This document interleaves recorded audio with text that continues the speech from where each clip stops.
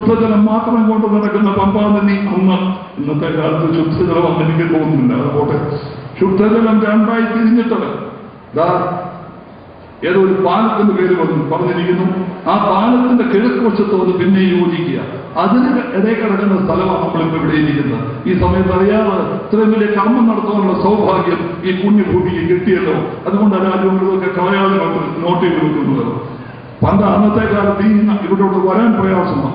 വഞ്ചിയില്ലാതെ ആർക്കും വരാനൊന്നുമില്ല. പാലമൊന്നും നോക്കിയില്ല. ഞാൻ വഞ്ചിയിൽ കയറി പരുമല്ലപ്പള്ളി പെരുന്നാളിന്റെ ചെറുപ്പത്തിൽ വന്നിട്ടുണ്ട്. വലിയ കെട്ടുവളമാണ്. ആദ്യമൊക്കെ കയറി വെച്ച് പേടിയൊക്കെ ഉണ്ടായിരുന്നു. പല വർഷങ്ങളിലും കെട്ടുവളത്തിൽ കയറിയാണ് ഇവിടെ നമ്മൾ നദി ക്രോസ് ചെയ്താണ് വന്നുകൊണ്ടിരുന്നത്. ഇപ്പോഴത്തെ നമുക്ക് പാലമായി എല്ലാ അനുഗ്രഹങ്ങളുമായി. അപ്പൊ ഒന്ന് രണ്ട് കാര്യങ്ങളും കൂടി പഴയ നമ്മുടെ ഈ പരുമല ഭൂതപ്രേതങ്ങളും യക്ഷികളുമായിരുന്നു ജനങ്ങളുടെ മനസ്സിൽ. അന്ന് മൃഗബലിയും നരബലിയും ഇവിടെ നടന്നിരുന്നു പോലും. അന്നത്തെ കാലത്ത് അരികപ്പുറത്ത് കൊരുവിള മാത്തൻ 1872 പുലിക്കോട്ടിലെ അഭിമന്യ ജോസഫ് മാർ ദിവന്യാസിയോസ് 5ാമൻ മെത്രാപ്പോലീത്തായ 30 ദണ്ഡ് സമചതുര സ്വസ്ഥലം ദാനമായി നൽകി ആ സഹോദരനെ ഈ നിമിഷം ഇവിടെ ഞാൻ ഓർക്കുന്നു. ഈ വലിയ പെരുന്നാളിന്റെ ദിവസം ആരും ആയിക്കോട്ടെ, ആ സഹോദരൻ അന്ന് ദാനമായി തന്ന വസ്തുവാണ് നമ്മുടെ ഈ പള്ളിയും ഈ പുണ്യപ്രദേശമല്ല. അങ്ങനെ കിടക്കുകയാണ്. ഒത്തിരി കാര്യങ്ങൾ വായിക്കാറുണ്ട്. ഒരു കാര്യം കൂടി കൊച്ചുകുഞ്ഞുങ്ങൾക്ക് വേണ്ടി, യൗവനത്തിലുള്ളവർക്ക് വേണ്ടി. പരുമല ഗ്രിഗോറിയോസ് തിരുമേനി ചുമ്മാ അങ്ങ് വളർന്നു വലുതായതാണോ? വെറുതെ എന്ന പേരും പരിശുദ്ധനായതാണോ? 2ാം വയസ്സിൽ പ്രിയപ്പെട്ട മറിയാമ്മ എന്ന അമ്മച്ചി മരിച്ചുപോയി. കൊച്ചുമത്തായിയാണ് അപ്പച്ചൻ. ആ അപ്പച്ചൻ വളർത്തിയെടുത്തതിനെ കുറിച്ച് വായിച്ചു കേട്ടാൽ നമ്മളൊക്കെ കാണിക്കുന്നതൊക്കെ ദൈവത്തിൽ തെറ്റായ കാര്യങ്ങളാണ്. തിരുമേനി വളർന്നു വലുതായതിന്റെയൊക്കെ പശ്ചാത്തലം ഒട്ടനവധി കാര്യങ്ങൾ വായിക്കാനുണ്ടെങ്കിൽ പോലും 1-2 കാര്യങ്ങൾ മാത്രമാണ്. തിരുമേനി ചെയ്ത കർമ്മങ്ങൾ കൊച്ചു തിരുമേനി ആയതിനു ശേഷം നോക്കുകയാണെങ്കിൽ നമ്മുടെ കൂട്ട് 6 മണി കഴിഞ്ഞ് ജോലി കഴിഞ്ഞ് സുഖിക്കാം, അല്ലെ വേറെ എവിടെയെങ്കിലും പാം, അല്ലെ വേറൊരു സ്ഥലത്ത് പോയി സിനിമ കാണാം. സിനിമ കാണുന്നത് തെറ്റല്ലേ, കാണാതിരിക്കല്ലേ, ഞങ്ങൾക്ക് വൈറ്റമിനായി പോകും. അത്യാവശ്യം പടമൊക്കെ പഴശ്ശിരാജ സൂപ്പർ ഹിറ്റാ എന്ന് 1.25 കോടി വെച്ചാൽ പ്രൊഡ്യൂസർക്ക് കിട്ടുന്നുണ്ട്. നല്ല പടമാണ്. ഏത് മലയാളിയും ആ പടം കണ്ടിരിക്കണം. ആദ്യമായിട്ട് 17th സെഞ്ചുറി 17ാം സെഞ്ചുറിയിൽ ഈ ബ്രിട്ടീഷുകാരെ തുരത്താൻ വേണ്ടി നമ്മളുടെ നാട്ടുകാരൻ പഴശ്ശിരാജ കുതിരപ്പുറത്തിരുന്ന് കാട്ടുജാതിക്കാരെ വിളിച്ചുകൂട്ടി. അങ്ങനെ എതിർപ്പ് തുടങ്ങി 17th സെഞ്ചുറി അവസാനിക്കുന്നത് മഹാത്മാഗാന്ധിയിലാണെന്ന് ഓർക്കുന്നു. ആ പുതിയ പടം സിനിമയെ കുറിച്ചുള്ള പബ്ലിസിറ്റി എല്ലാവരും വേണ്ടി എങ്കിലും അഭിമാനത്തോടെ പടം കാണണം. എന്തായിക്കോട്ടെ, ഓർത്തഡോക്സ് സഭയിലെ ഒരു ക്യാപ്റ്റൻ രാജു അതിനകത്തുണ്ടല്ലോ. എന്താ മോശമാണോ? ഞാൻ അതിനകത്ത് ഇസ്ലാം മതത്തിന്റെ തലവന. അതിനകത്ത് ഖുർആനിലെ പോർഷൻ ഞാൻ പാടുന്നത് കണ്ടാട്ടെ. ലാ ഇലാഹു ഇല്ലല്ലാഹ് ലാ മഹബൂദ ഇല്ലല്ലാഹ് ലാ ഹൗല വലാ ഖുവ്വ ഇല്ലാ ബില്ലാഹ്.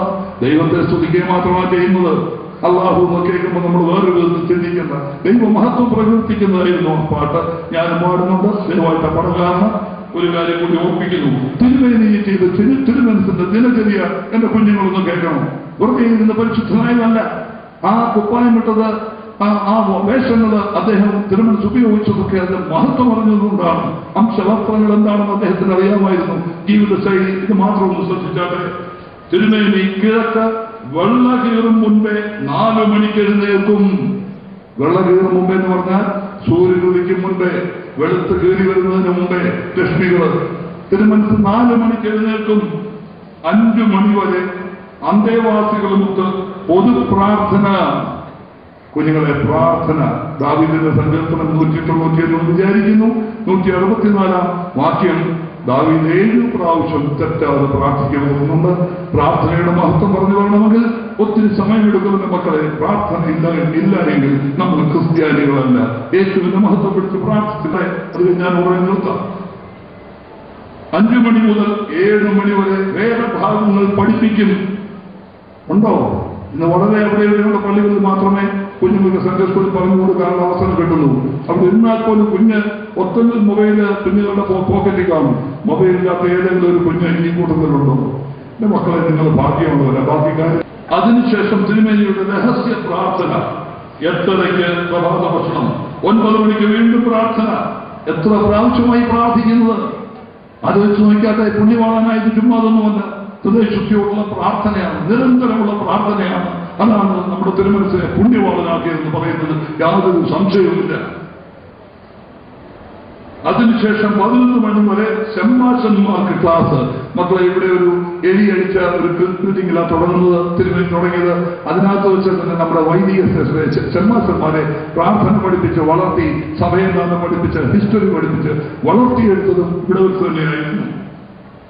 12-ന് ഉച്ച നമസ്കാരം, തുടർന്ന് ഭക്ഷണവും വിശ്രമവും. 1:30 മുതൽ 4 മണി വരെ ഷമ്മാശന്മാർക്ക് ക്ലാസുകൾ.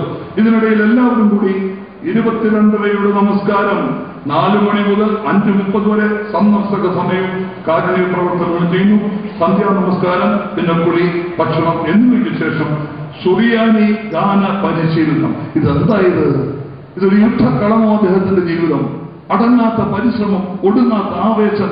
സഭ വളരാൻ വേണ്ടി അദ്ദേഹം ചെയ്തിരിക്കുന്നത് ആവശ്യമില്ലാതെ എവിടെയെങ്കിലും പോയി ഉച്ചയ്ക്ക് 1/2 പോലും റെസ്റ്റ് എടുക്കാൻ പോയിട്ടില്ല. എന്റെ പ്രിയപ്പെട്ട മക്കളെ, മാതൃകയായിട്ട് പരിമലത്തിൽ മേനെ നിങ്ങൾ ഉൾക്കൊള്ളണം, ആഞ്ഞു വായിക്കണം. ഇത് എന്റെ പാലാരിവട്ടം പള്ളിയിൽ നിന്ന് കിട്ടുന്ന ജോർജിയൻ എന്നുള്ള മാസികയാണ് എനിക്ക് ഈ പുത്തൻ അറിവുകൾ തന്നത്. ഞാൻ കടപ്പെട്ടിരിക്കുന്നു എന്റെ ഇന്നത്തെ ദേവാലയമായ എന്റെ പാലാരിവട്ടം വലിയ പള്ളിയോടും അതിലെ വൈദിക ശ്രേഷ്ഠരോടും. അവരെനിക്ക് തന്നതാണ് ഈ പുസ്തകം. എല്ലാ മാസവും ഈ ജോർജിയൻ നിങ്ങളുണ്ട്. ദയവായി കുഞ്ഞുങ്ങൾ കിട്ടുന്ന പുസ്തകങ്ങളെല്ലാം വായിച്ചാട്ടെ. ഈ പറഞ്ഞ അറിവുകളെല്ലാം നിങ്ങളുടെ ബ്രെയിനിലെ കമ്പ്യൂട്ടറിനകത്തുള്ള നിങ്ങളുടെ ഫ്ലോപ്പിയിൽ കയറ്റിയിട്ടാട്ടെ. ഇത് നിങ്ങളുടെ തലമുറയെ പറഞ്ഞു കൊടുക്കാൻ നിങ്ങൾക്ക് സഹായമാവും. കൂടുതലായിട്ട് ഞാൻ ഒന്നും ഇനി പറയുന്നില്ല. ഒരൊറ്റ കാര്യം കൂടി നമ്മളിത് പറഞ്ഞാൽ വിശ്വസിക്കുമോ? തിരുമനസ്സുണ്ടായ സാത്താന്റെ പരീക്ഷണം എല്ലാവർക്കും കേട്ടിട്ടുണ്ടോ? കേട്ടിട്ടുള്ളവര് ഹൃദയത്തിൽ വെച്ചാട്ടെ. കേട്ടിട്ടില്ലാത്ത കുഞ്ഞുങ്ങൾ ശ്രദ്ധിച്ചോണം. കുറച്ചേ ഉള്ളൂ. സാത്താന്റെ പരീക്ഷണം. തിരുമേനി പരിമലയിൽ താമസമാക്കിയ കാലത്ത് ഒരു സന്ധ്യാസമയം അദ്ദേഹം സെമിനാരി അങ്കണത്തിൽ ഉലാത്തുകയായിരുന്നു. പെട്ടെന്നൊരു രൂപം അവിടെ നിൽക്കുന്നത് തിരുമേനി കണ്ടു. തിരുമേനി ആ രൂപത്തിനോട്, നിങ്ങൾ ആരാണ്? തിരുമേനി ചോദിച്ചു. ഞാൻ നിന്റെ പിതാവാണ്. തിരുമേനിയോടാണെന്ന രൂപം പറയാണ്, ഞാൻ നിന്റെ പിതാവാണെന്ന്. ഇത് വായിക്കുമ്പോൾ അറിയാതെ യേശുദമ്പുരാനെ സാത്താൻ മലമണ്ടയിൽ കൊണ്ടുപോയി കാണിച്ചു കൊടുത്ത മാതിരി എന്തോ സംഭവമായിട്ട് അറിയാതെ ഹൃദയം പിടിച്ചു പറയുന്നു. നിങ്ങളാരാണ്? ഞാൻ നിന്റെ പിതാവാണ്.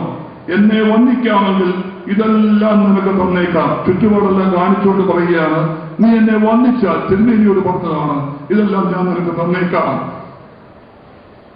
രൂപം മൊഴിഞ്ഞു. തിരുമേനിക്ക് ദിവ്യദൃഷ്ടിയിൽ ആളെ പിടികിട്ടി. ഞാൻ എന്റെ പിതാവിനെ തന്നെ വന്ദിക്കുന്നു എന്ന് തിരുമേനി പറയുന്നു. ഞാൻ എന്റെ പിതാവിനെ തന്നെ വന്ദിക്കുന്നു. അടുത്ത ഭാഗം കേട്ടാട്ടെ. തിരുമേനി കിഴക്കോട്ട് തിരിഞ്ഞ് കുരിശു വരച്ച് മുട്ടുകുത്തി പ്രാർത്ഥിച്ചു, കുമ്പിട്ടു. എങ്ങോട്ട് പോയി ആ രൂപമൊന്നും അറിയുന്നില്ല. പ്രാർത്ഥന കഴിച്ച് എണീറ്റപ്പോൾ തിരുമേനിക്ക് ആ രൂപത്തെ കാണാൻ കഴിഞ്ഞില്ല. ചിലപ്പോൾ അവിശ്വസനീയമായി തോന്നിയേക്കാം മക്കളെ. സംഭവിച്ച കാര്യങ്ങളാണ്. അവിടെ വന്ന് ചുറ്റുപാടുള്ള ഷമ്മാശന്മാരോടൊക്കെ പറഞ്ഞപ്പോൾ അവർക്ക് അതിശയമായി. അവരെല്ലാം ആ സ്ഥലത്ത് നിന്ന് മുട്ടുകുത്തി, തിരുമേനി ഈ അത്ഭുതം നടന്നല്ലോ, സാത്താനെ ഓടിച്ചല്ലോ ഇവിടുന്ന്. അന്ന് പോയതാണ് പരിമലയിൽ നിന്ന് സാത്താന്റെ അംശം. ഒരുവിധമായ നെഗറ്റീവ് ശക്തിക്കും ഒരുവിധമായ ശക്തിക്കും സ്വതന്ത്രമായ ഓർത്തഡോക്സ് പള്ളിയുടെ മേൽ ഒരധികാരം സ്ഥാപിക്കാൻ കഴിയില്ല. സാത്താനെ എടുത്ത് വെളിയിലേക്ക് എറിഞ്ഞു കഴിഞ്ഞു.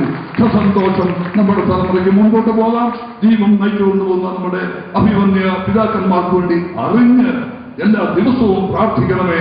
പള്ളിയിൽ പോകുമ്പോൾ മാത്രമല്ല, ഒപ്പം പ്രാർത്ഥന തെറ്റിക്കരുത്. കുടുംബ പ്രാർത്ഥനയിൽ നിന്ന് വീട്ടില് കുഞ്ഞുങ്ങളുടെ നന്മ പറഞ്ഞു കൊടുക്കാനുള്ള കൂട്ട പ്രാർത്ഥന. കൂടുമ്പോൾ ഇമ്പമായ കുടുംബത്തിൽ പ്രാർത്ഥനയില്ല, അല്ലെങ്കിൽ കുടുംബനാഥമില്ല. നിങ്ങൾക്ക് മാതാപിതാക്കൾക്കും നിങ്ങളെ നയിക്കുന്ന വൈദിക ശ്രേഷ്ഠർക്കും നിങ്ങൾ വന്നിരിക്കുന്ന ഓരോ പള്ളികളിലെയും നമ്മുടെ ആത്മായക്കാർക്കും എല്ലാവർക്കും വൈദിക ശ്രേഷ്ഠ പ്രാർത്ഥിക്കുന്നു. പരിമളത്തിലൂടെ നാമധേയത്തിൽ നമുക്കെല്ലാവർക്കും നന്മയുണ്ടാവട്ടെ. ഒപ്പം നമ്മുടെ ഇവിടെ ക്യാൻസർ സെന്റർ തുടങ്ങുകയാണ്. എന്റെ ദൈവമേ, വേദനിക്കുന്ന ഈ ക്യാൻസർ പേഷ്യൻസിന് വേണ്ടി അറിഞ്ഞ് ഹൃദയത്തിൽ എന്നും പ്രാർത്ഥിക്കണമേ. നാളത്തെ ദിവസം ക്യാൻസർ രാജുവിന് ഇവിടെ ഒരു മുഴ വന്നുവെന്ന് അറിയുമ്പോൾ നമ്മളോടും അപ്പോൾ ഡോക്ടർ പറയുന്ന ബയോപ്സിക്ക് വിട്ടോട്ടെ. അത് പോസിറ്റീവായിട്ട് കഴിഞ്ഞാൽ ക്യാപ്റ്റൻ ജാർജിന്റെ ഇതുവരെയുള്ള ജീവിതം മിക്കവാറൊക്കെ അവസാനമായിട്ട് മാറുകയാണ്. ഏത് സമയത്തും സംഭവിക്കാനുള്ള ഒരു ചിന്ത നമ്മുടെ മനസ്സിലുള്ള എന്തിന് വേദനിക്കുന്നവർക്ക് വേണ്ടി ആരെ പ്രാർത്ഥിക്കണം. നമ്മൾ ദൈവം കേൾക്കും. മറ്റുള്ളവരുടെ പ്രാർത്ഥനയാണ് മുഖ്യം.